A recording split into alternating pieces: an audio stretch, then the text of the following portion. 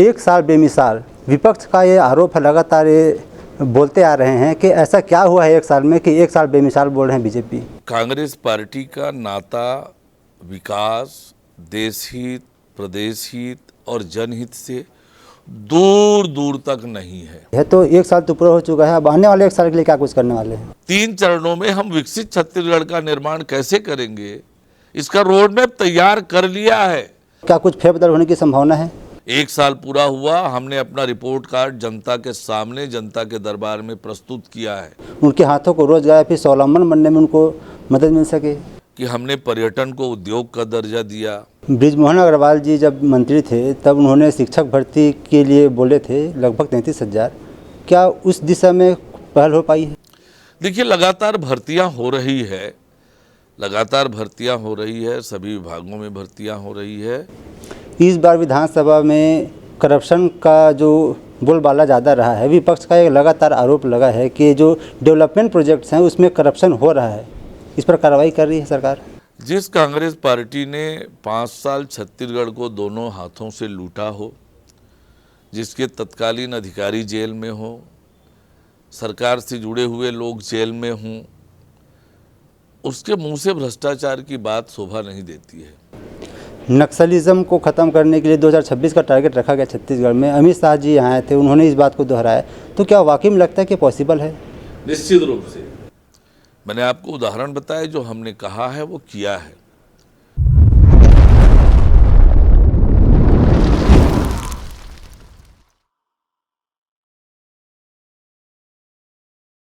युवाओं को रोजगार, महिलाओं को उनका सम्मान और किसानों का उनका अधिकार, इन सब बातों पर चुनाव लड़ा गया था 2023 में और बीजेपी एक बार फिर छत्तीसगढ़ में अपनी सरकार बनाने में सफल हुई थी। आज भाजपा का 1 वर्ष पूरा हो चुका है। कितना कुछ बदला है, कितना कुछ काम हुआ है, इन्हीं सब मुद्दों पर चर्चा करेंगे। आज चर्चा में हमारे साथ मेहमान हैं छत्तीसगढ़ के उप मुख्यमंत्री अरूण साव जी। आपका बहुत बहुत स्वागत है जी। बहुत धन्यवाद। आपके सभी दर्शकों को राम राम, जय जोहार। एक साल बेमिसाल, विपक्ष का ये आरोप है, लगातार ये बोलते आ रहे हैं कि ऐसा क्या हुआ है एक साल में कि एक साल बेमिसाल बोल रहे हैं बीजेपी। देखिए, एक तो कांग्रेस पार्टी का नाता विकास, देश हित, प्रदेश हित और जनहित से दूर दूर तक नहीं है। कांग्रेस पार्टी का ये दुर्भाग्य है कि वो केवल एक परिवार के हित की चिंता करने वाली पार्टी है। जनहित, राष्ट्रहित, राज्य हित, इससे कोई नाता और सरोकार कांग्रेस पार्टी का रहा नहीं है। ये छत्तीसगढ़ की जनता ने बखूबी देखा है। चाहे सन 2000 में कांग्रेस पार्टी की सरकार बनी हो, चाहे 2018 से 23 तक कांग्रेस की सरकार रही हो, जनहित के एक भी काम इन 8 वर्षों में कांग्रेस की सरकार ने छत्तीसगढ़ में नहीं किया। देश की बात करूंगा, देश की सरकार और अब तक के कामों का तो इनके पास और कोई जवाब नहीं होगा। पर इन 8 वर्षों में छत्तीसगढ़ में जो कांग्रेस की सरकार थी, जनहित के कोई काम नहीं किए और इसलिए इनके आंखों में इटालियन चश्मा लगा हुआ है। इन्हें विकास दिखता नहीं है जो होता है, क्योंकि विकास देखने, समझने और सोचने की ताकत ही नहीं है कांग्रेस के पास। विकास इनकी डिक्शनरी में है नहीं। आज 1 सालों में हमारी सरकार ने जो काम किया है, मोदी की एक एक गारंटी को पूरा करने का काम किया है और जो कहा है वो अक्षरशः करके दिखाया है। मैं आपको उदाहरण बताता हूं। प्रदेश अध्यक्ष के नाते मैंने ऐलान किया था कि हमारी सरकार बनेगी, मुख्यमंत्री जो भी बनेंगे वो मुख्यमंत्री आवास में जाने से पहले 18 लाख प्रधानमंत्री आवास की फाइल पर दस्तखत करेंगे। याद होगा आपको, 13 दिसंबर को हमने शपथ ली, 14 दिसंबर को 18 लाख प्रधानमंत्री आवास की फाइल में दस्तखत कर दिए और ये केवल कागजों में नहीं रहा। 8,40,000 हितग्राहियों के खाते में पैसा चला गया। पहला किस्त प्रधानमंत्री आवास तेज गति से बन रहे हैं। दूसरा वादा हमने जो किया था कि 2 साल का पुराना बोनस 25 दिसंबर को देंगे, छत्तीसगढ़ राज्य के निर्माता अटल बिहारी वाजपेयी की जन्म जयंती पर 25 दिसंबर को 12 लाख किसानों के खाते में 3,716 करोड़ रुपए हमने डाल दिया। ये लंबी फहरिस्त आपको सुना सकता हूं मैं। महतारी वंदन कितनी बड़ी योजना है, 1,000 रुपया महीना, 10 किस्तें हम दे चुके हैं 12 महीने की सरकार में। तेंदुपत्ता का बोनस बढ़ाने का कहा था हमने, वो बढ़ा दिया। हमने पीएससी की सीबीआई इंक्वायरी करने की बात कही थी, वो कर दिया। रामलला के दर्शन कराने की बात हमने कही थी, वो कर दिया। ऐसे अनगिनत मोदी के गारंटी के वादे हमने पूरे किए हैं। आपको और दूसरी बात बताता हूं, ये किस मुंह से बोलते हैं कांग्रेस के नेता, कैसे ठगते हैं जनता को, कैसे धोखा देते हैं। इन्होंने भी जनता से वादा किया था 2500 रुपये प्रति क्विंटल धान खरीदेंगे। मैं आज भी ढूंढता हूं छत्तीसगढ़ में एक कोई किसान बता दे कि जिसको उसके 1 क्विंटल धान का 2500 रुपये मिला हो। और कैसे धोखा दिया, अब 4 किस्तें कर दी, चौथे किस्त में कटौती कर दी, जनता को धोखा दिया। और कितने धोखे दिए उसकी लंबी फहरिस्त गिना सकता हूं मैं। पर और क्या कहा था, 2 साल का पुराना बोनस देने का वादा किया था, 5 साल में नहीं दिया। हमने कितने दिन में दे दिया, वो 5 साल में नहीं दिए, हमने 12 दिन में दिया।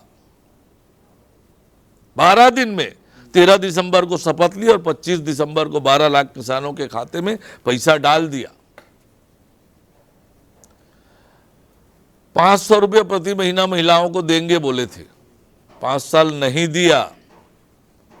हमने 1 साल की सरकार में 10 किस्तें दे चुके हैं, 10 महीना दे चुके, 1,000 रुपया महीना, 1,000 कहा था, 1,000 दिया। ये कथनी और करनी में अंतर का स्पष्ट उदाहरण आपके सामने है।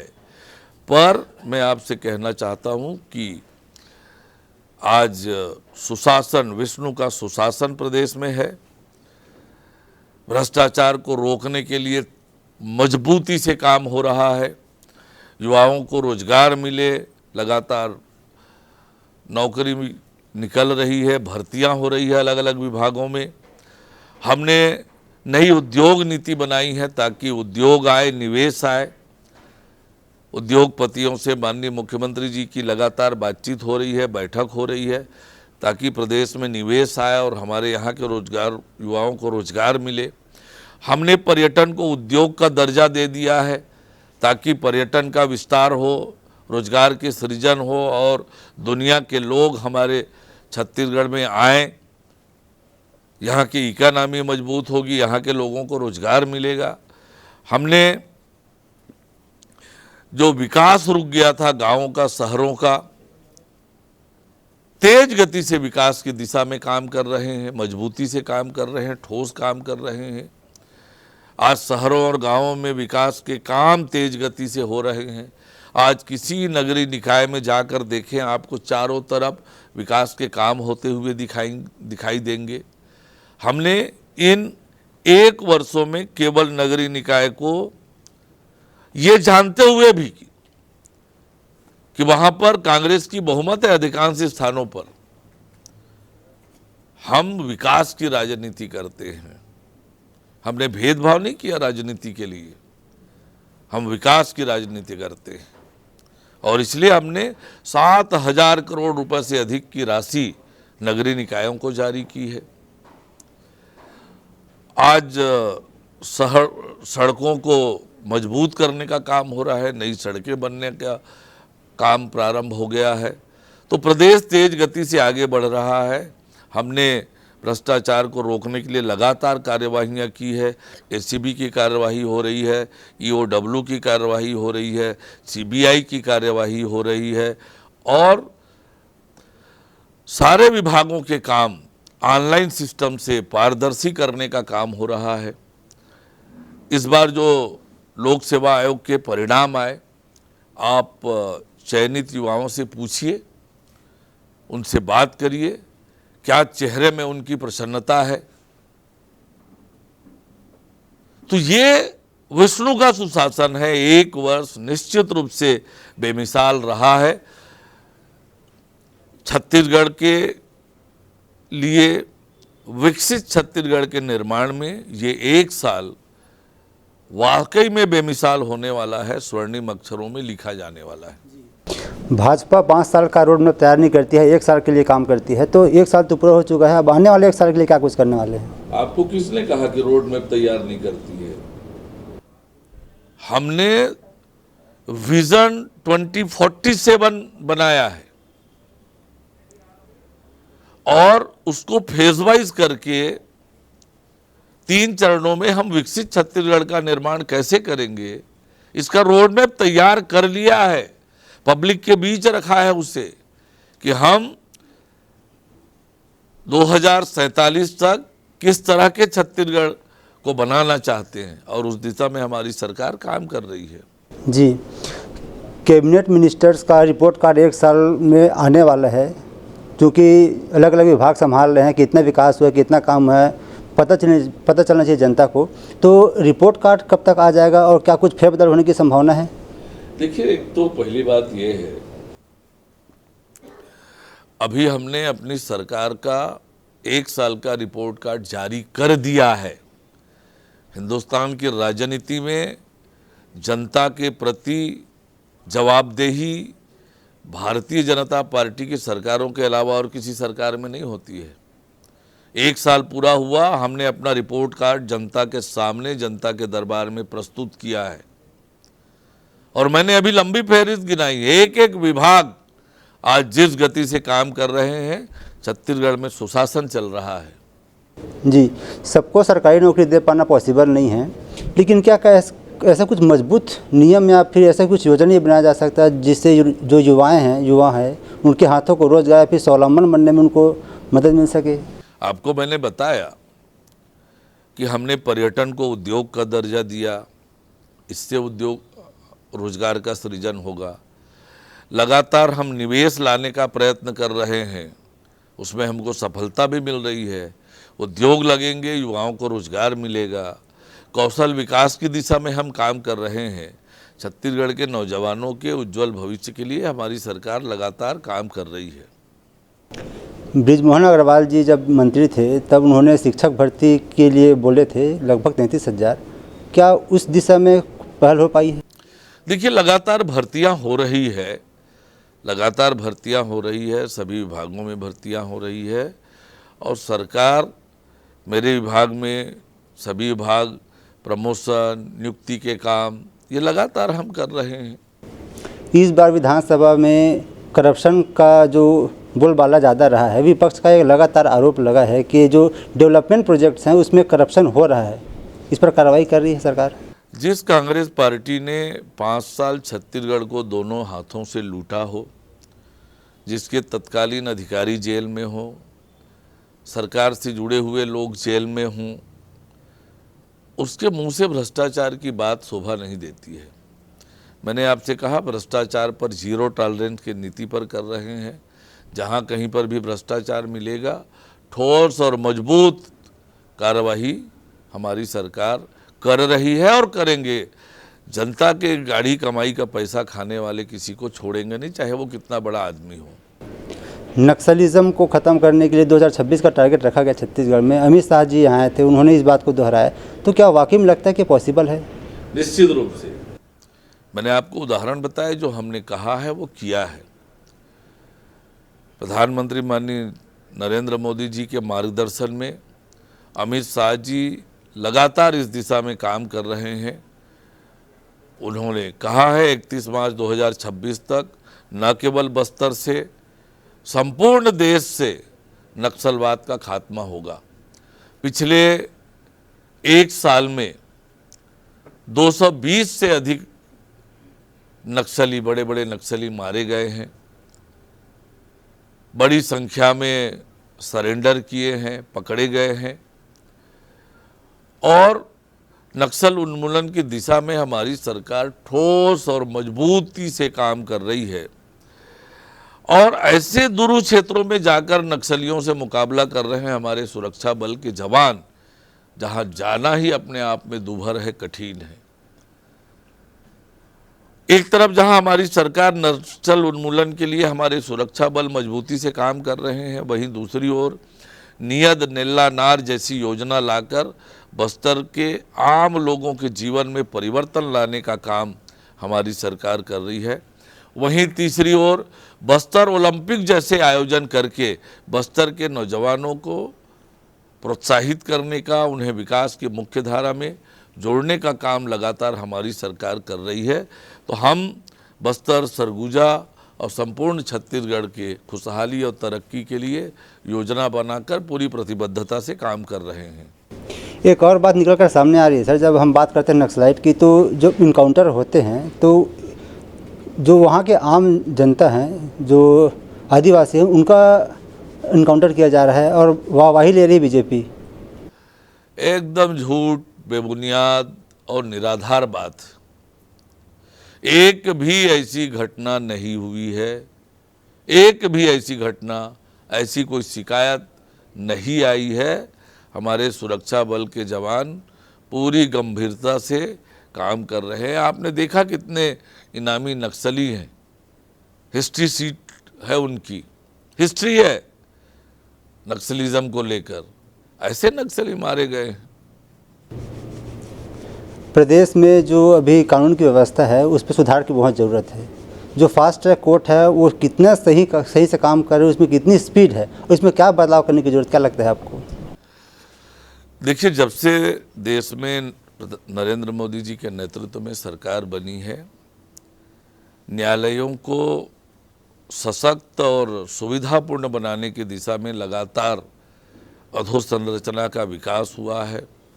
पर्याप्त संसाधन उपलब्ध कराए गए हैं कि हमारे न्यायालय सस्ता और सुलभ न्याय लोगों को प्रदान कर सके और आज इस दिशा में ठोस और मजबूत काम हो रहे हैं। जी, महतारी वंदन योजना की 10 किस्तें जारी हो चुकी है, लेकिन अभी भी लाखों महिलाएं हैं जो आस लगाकर बैठी है कि दूसरा इसका सेशन पार्ट कब आएगा, जब उनको इसका लाभ मिल पाएगा। देखिए, 70 लाख माताओं और बहनों को महतारी वंदन की राशि मिल रही है। 70 लाख ये छोटी मोटी संख्या नहीं होती है। 70 लाख माताओं और बहनों के जीवन में जो परिवर्तन आ रहा है, उनके चेहरे में जो खुशी है, उनके चेहरे में जो चमक है, वो निश्चित रूप से माताओं और बहनों को सशक्त बनाएगा और माताएं बहनें छत्तीसगढ़ के विकास में अपना योगदान कर पाएंगी। क्या दूसरा इसका, जैसे कि जो महिलाएं बच गई हैं, इसका लाभ नहीं मिल पा रहा है उनको, उनके लिए भी कुछ व्यवस्था होगी? मैंने आपसे कहा अभी 70 लाख महिलाओं को मिल रही है।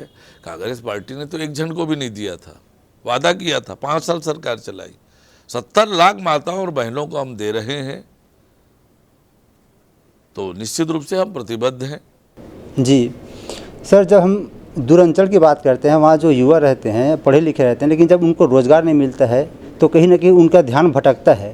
जो एक विकास की धारा होती है उनसे पीछे हटने का काम करते हैं। तो क्या ऐसे युवा जो कहीं ना कहीं उनके दिमाग में है कि मुझे रोज़गार नहीं मिल पा रहा तो मैं दूसरे रास्ते में जाके अपना हक लूँ, उनको रोज़गार के लिए कुछ व्यवस्था की जा रही है?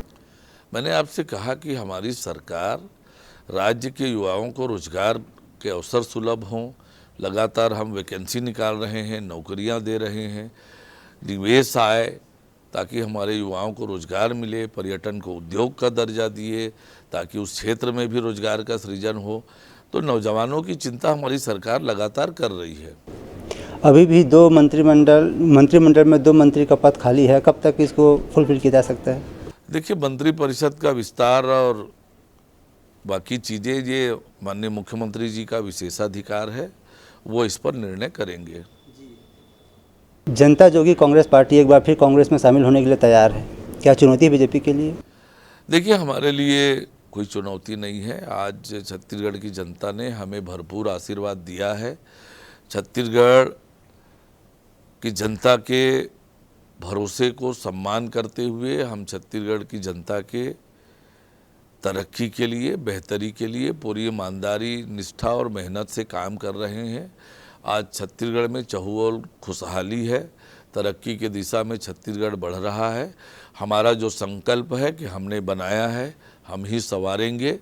अभी अटल जी की जयंती हमने मनाई है और अटल जी के सपनों के अनुरूप छत्तीसगढ़ को सजाने और संवारने का काम हमारी सरकार कर रही है। त्रिस्तरीय चुनाव होने में कुछ ही समय रह गया है, तो क्या ऐसे समय में प्रत्यक्ष रूप से चुनाव कराना क्या बीजेपी के लिए सीधा फायदेमंद साबित होगी, इसलिए इसको अपनाया गया है? देखिए, फायदा और नुकसान की बात नहीं है। पूर्व में भी महापौर के चुनाव, नगर पालिका अध्यक्ष के चुनाव प्रत्यक्ष प्रणाली से होते थे। कांग्रेस पार्टी ने जोड़ तोड़ करने के लिए, खरीद फरोख्त करने के लिए, अपने लोगों को बिठाने के लिए इसे अप्रत्यक्ष प्रणाली से कराया। लेकिन हमने जनता के उस अधिकार को फिर से जनता को सौंपा है और जिस प्रकार से छत्तीसगढ़ की जनता ने विधानसभा में, लोकसभा में, रायपुर दक्षिण के चुनाव में आशीर्वाद दिया, उसी तरह से नगरीय निकाय में भी छत्तीसगढ़ की जनता का आशीर्वाद मिलेगा, पंचायतों में आशीर्वाद मिलेगा, क्योंकि हमने 1 सालों में काम करके दिखाया है, मोदी की गारंटी को पूरा किया है। आखिरी 2 सवाल सर। जिस प्रकार से आपराधिक घटनाएं बढ़ रही है प्रदेश में, ऐसे नहीं है कि बीजेपी सरकार आने के बाद ही बढ़ी, लेकिन कहीं ना कहीं इसमें बढ़ोतरी, ग्राफ में बढ़ोतरी हुई है, तो इसको टेकअप करने के लिए क्या कुछ? बिल्कुल भी नहीं, अपराध के ग्राफ में बढ़ोतरी नहीं हुई है, कमी आई है। और हमारी सरकार जो भी घटना हो रही है उसको पर पुलिस हमारी बहुत तत्परता से कार्यवाही कर रही है। कोई अपराधी छोड़ा नहीं जाएगा, कितना भी बड़ा क्यों ना हो। जितनी घटनाएं हुई है उन घटनाओं पर विचार करें तो त्वरित रूप से पुलिस की कार्यवाही हुई है और जो प्रमुख घटनाएं घटी है उसके पीछे स्पष्ट रूप से दिखता है कि कांग्रेस का हाथ है, कांग्रेस के लोग शामिल हैं। कांग्रेस नहीं चाहती है कि राज्य में शांति व्यवस्था रहे, कानून व्यवस्था का राज रहे, पर इनके मंसूबे कामयाब नहीं होंगे। हमारी पुलिस तत्परता से कार्रवाई कर रही है, काम कर रही है। नशा कितनी भी चुनौती है आपकी सरकार की? देखिए, न केवल भारत सरकार, हमारी सरकार भी नशे के खिलाफ लगातार कार्रवाई कर रही है। कानून में जहां परिवर्तन की आवश्यकता है, कानून में परिवर्तन भी कर रहे हैं और नशे के अवैध कारोबार को पूरी ताकत से हमारी केंद्र की सरकार, हमारी राज्य सरकार दोनों मजबूती से और ठोस कार्रवाई कर रहे हैं। एक आखिरी सवाल सर, आने वाले समय में क्या कुछ बेहतर होने वाला है और किस क्षेत्र में ऐसा काम होगा जो आप चाहते हैं कि हाँ, इस काम को करने के बाद कहीं ना कहीं भाजपा जो वादा करके आई थी उसमें सफल हो जाएगी? देखिए, हम जो वादा किए हैं उसमें सफलता से पूरा कर रहे हैं। और एक तो हमने विज़न 2047 बनाया है, विकसित छत्तीसगढ़ का निर्माण करने की दिशा में हम आगे बढ़ रहे हैं। विकसित भारत के निर्माण की जो कल्पना है प्रधानमंत्री माननीय नरेंद्र मोदी जी की, उसके अनुरूप विकसित छत्तीसगढ़ का निर्माण हो, उसमें छत्तीसगढ़ की प्रभावी भूमिका हो, ये सुनिश्चित करने का काम कर रहे हैं। और जो हमने संकल्प लिया है कि हमने बनाया है, हम ही संवारेंगे, तो छत्तीसगढ़ को संवारने की दिशा में विष्णुदेव साय जी के नेतृत्व में हम काम कर रहे हैं। देश में नरेंद्र मोदी जी के नेतृत्व में सरकार है और डबल इंजन की सरकार तेज गति से छत्तीसगढ़ को आगे बढ़ाने में लगी हुई है। आपका बहुत बहुत धन्यवाद सर, आप अपना महत्वपूर्ण समय निकाले, हमारे साथ चर्चा की। जाते जाते हमारे माध्यम से कुछ संदेश देना चाहेंगे प्रदेशवासियों को? मैं आपसे यही कहूँगा कि ये छत्तीसगढ़ हमारा बहुत प्यारा प्रदेश है। छत्तीसगढ़ का इतिहास अत्यंत वैभवशाली, गौरवशाली रहा है। सभी कालों में छत्तीसगढ़ का उल्लेख मिलता है। भगवान श्री राम अपने वनवास काल के 14 में से 10 साल इसी धरती में बिताए हैं। बड़े बड़े संत महात्मा इस धरती में पैदा हुए हैं। बड़े बड़े स्वतंत्रता संग्राम सेनानी पैदा हुए हैं जिन्होंने आज़ादी के लड़ाई में काम किया है। हमारा ये प्रदेश प्राकृतिक रूप से समृद्ध है और इसलिए दुनिया में छत्तीसगढ़िया सबले बढ़िया ये कहा जाता है। तो हम सब मिलके छत्तीसगढ़ महतारी के मान सम्मान और गौरव बढ़ाने के लिए एकजुट होकर मिलजुल कर आगे बढ़ें और दुनिया फिर से ये कहे छत्तीसगढ़िया सबले बढ़िया, ऐसा अपना छत्तीसगढ़ को बनाएं। आप सबको राम राम, जय जोहार। तो आप सुन रहे थे छत्तीसगढ़ के उप मुख्यमंत्री अरूण साव जी को, जिनका कहना है कि जितना वादा करके बीजेपी आई थी सत्ता में, उससे कहीं ज़्यादा काम कर चुकी है। फिलहाल इसका जो आकलन है वो आपका काम है, आप कर सकते हैं, क्योंकि आप जनता हैं, आप सर्वोपरि हैं। साथियों, फिलहाल इस कार्यक्रम में इतना ही। अगली बार आपसे फिर होगी मुलाकात एक नए कार्यक्रम में नए मेहमान के साथ। तब तक के लिए अनुमति दीजिए। नमस्कार।